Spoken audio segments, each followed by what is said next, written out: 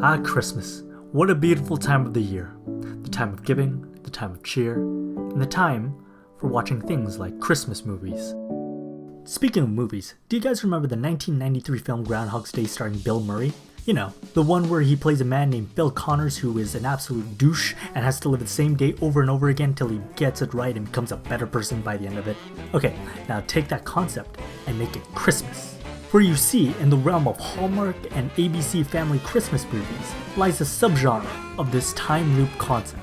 Now I have taken the liberty of watching all the films that I can find that have this concept, those being 8 of them, and I have come to the conclusion that they're all the same exact movie, with each film following a strict formula to make this type of film work.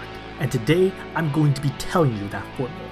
For you see, I have not seen a single video that talks about this topic, and I think it's an absolute travesty. For you see, it is so much better than your typical white businesswoman goes to small town and falls in love with a handsome man, usually being like the freaking childhood friend, and decides to stay there by the freaking end of the film instead of going back to her work. God, I hate this concept. So sit back, relax, and let me tell you the 7-step formula on how to make a Christmas time loop movie.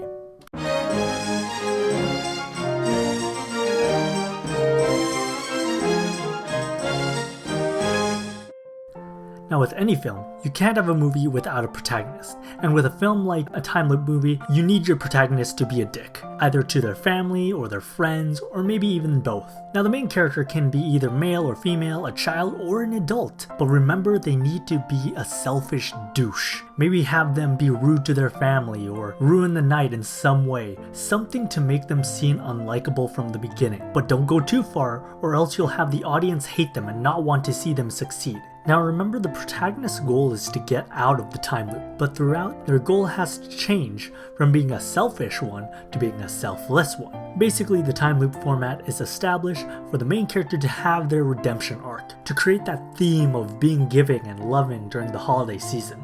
You got that? Okay, so now that we have our protagonist, we can start on how the time loop actually begins.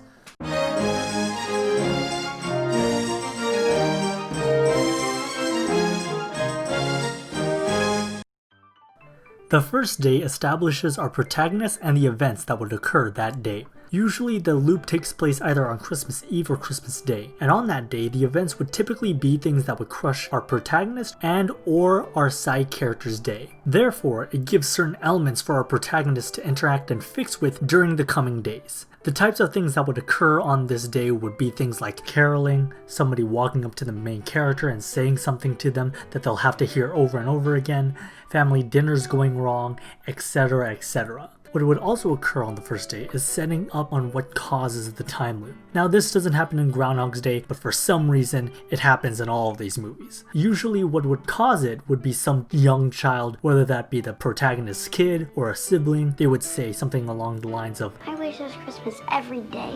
I wish it was Christmas every day." Therefore causing the time loop to happen. Sometimes it would be another cause. Maybe the main character says it themselves, like Huey, Dewey, and Louie says it in Mickey's Once Upon a Christmas. We wish it was Christmas every day. Or it may be some guardian angel, or hell, it may be Santa Claus. Merry Christmas. Why? I don't know, it's Christmas! Anyways, the day ends with our protagonist saying something like, "Thank God this day is over." But of course that doesn't happen, and instead the next day is...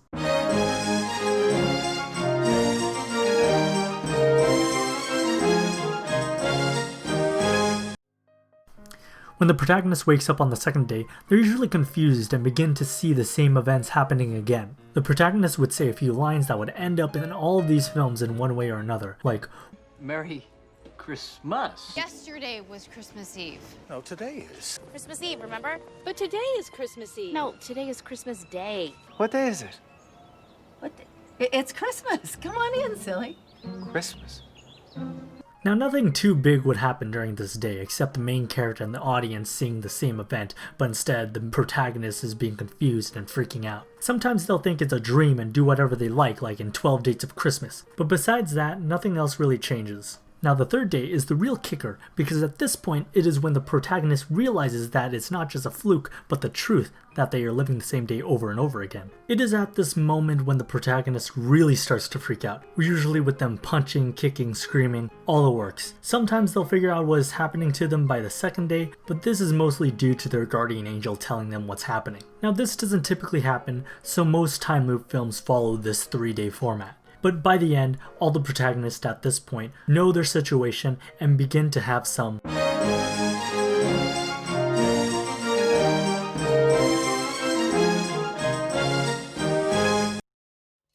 Okay, at this point the order of what happens becomes kind of fuzzy, because sometimes it would happen directly after the third day, or sometimes later, and that being them trying to get out. Typically, the protagonist does as many things as they can to get themselves out of this situation, either trying to leave town, going to the doctor, killing themselves. Oh wait, that's Groundhog Day again. Yeah, since a lot of films are TV movies, they don't really try that option. Anyway, once they have exhausted all the different avenues to try and get themselves out, they instead start messing around with their current situation. Usually they buy expensive things, fight people, stand up to their enemies, basically anything they wouldn't typically do if there were any consequences. Again, this is a TV movie, so they don't really go that extreme, just do the basic levels overall.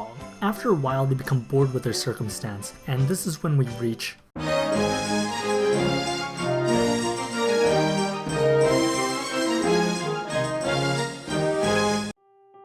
By the halfway point, an event will cause the protagonist to realize that they are an absolute dick. Some figure it out when they try to do good deeds for selfish reasons, like in how 12 Days of Christmas Eve, our protagonist Calvin donates to charity while broadcasting it on TV. I love this city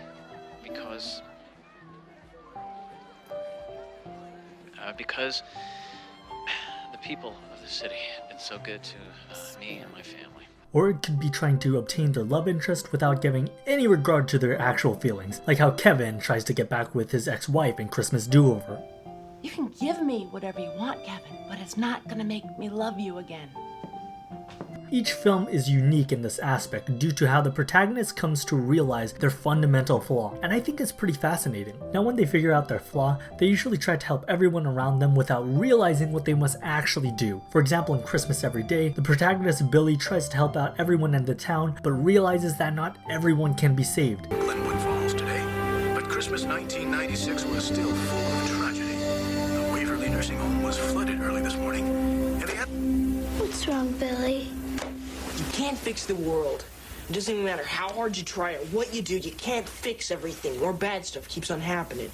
Now, I just want to take a side note, but I found the scene pretty profound for putting a message that you can't save everyone in there. I mean, Groundhog's Day did something similar with the old man, but for a movie like this one, it's really fascinating to see. Anyways, the fact of the matter is that once the protagonist realizes what they must actually do, this leads them towards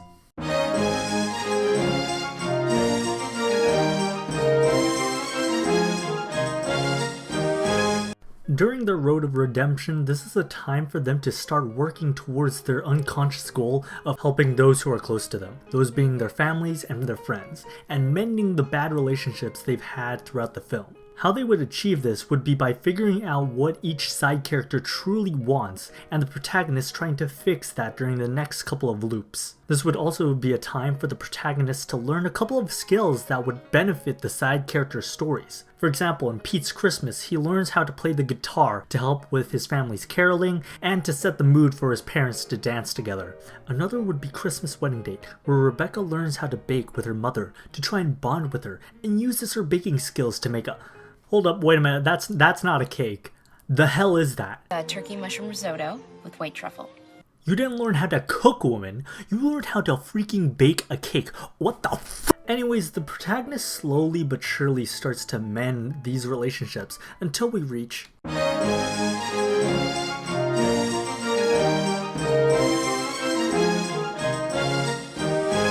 The final day is when the protagonist does all the things that they need to achieve to help those around them. At this point, they stop thinking about themselves and just start living in the moment. This is also a time for some of the side characters to point out the fact that the protagonist is acting different. I just don't get it. It seems like you've become this new person. You're different than what I was expecting. Everyone said you were going to change, but you're still the same fun-loving, warm, generous girl you were 12 years ago. You haven't missed a beat. And the main character would say things like, I am a new person, Jill. I am. I guess I finally just got it. and by the end of the day, when the clock strikes 12, it takes them a moment to realize it's the next day. Sometimes they wake up the next day, but the outcome is still the same. When they realize this, they say something like, I'm still here. I'm still here! Did I make it to Christmas? Yeah, we all made it to Christmas. I made it to Christmas? Oh! It's over! Christmas is finally over! It's the day after Christmas, Jill. Jill, it's the day after Christmas. Oh, it's December 26th.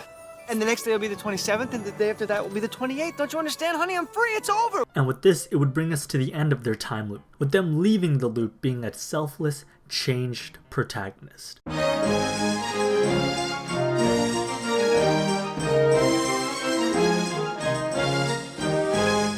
Phew. And with that, this is the format on how to make a time loop Christmas movie. And I gotta say that this format really fits the holiday season. The reason being that Christmas is a time for giving and being there for others. To not be selfish, but be selfless to those around you. And I think it's a great message for the holiday season. Also, I just want to point out that although I generalized all of these movies into a 7-step formula, I would highly recommend watching them since each one brings a unique take to the genre. Except this one. This one's just god-awful, and I wouldn't recommend anyone sitting through this boring movie. Actually, as a final thing, I'll just list off my favorite Christmas time loop movies from best to worst, so you can watch it for yourselves and experience what I experienced. With that said, let's go. Number 1, Just Another Christmas. Okay, now I didn't talk about this one much because it takes the time loop format and basically flips it on its head, but I would recommend it since it's a great watch. It's a different language than English, so you would have to put subtitles, but you can find it on Netflix if you want to watch it. Number 2, 12 Days of Christmas Eve. This film is a perfect example of how to do the format, but takes a bit of a twist because the protagonist has 12 loops to complete their arc, and it can be found on YouTube for free, so you can just watch it right there. Number 3, Christmas Do-Over. Now this one is a bit of a hit or miss because it's honestly the funniest film out of all of these movies, but the story is pretty bad. You can buy this one on YouTube to watch, so I would say if you're really interested, then go out and watch it, but if you're not, you can skip it. Number 4, Mickey's Once Upon a Christmas. This one is a collection of short films, but the time loop one is the very first one. I think it's nice and average, it's fine, making you have a nice feeling after watching it, but it's not that special. It can be found on Disney+.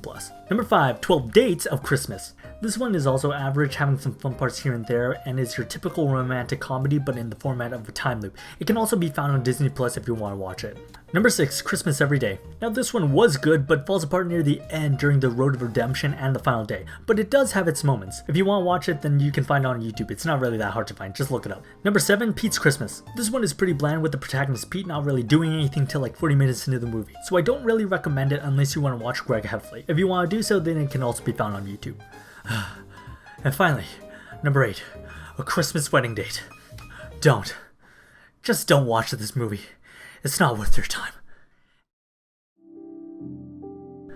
Anyway, that's the end of my list, and that's the end of the video.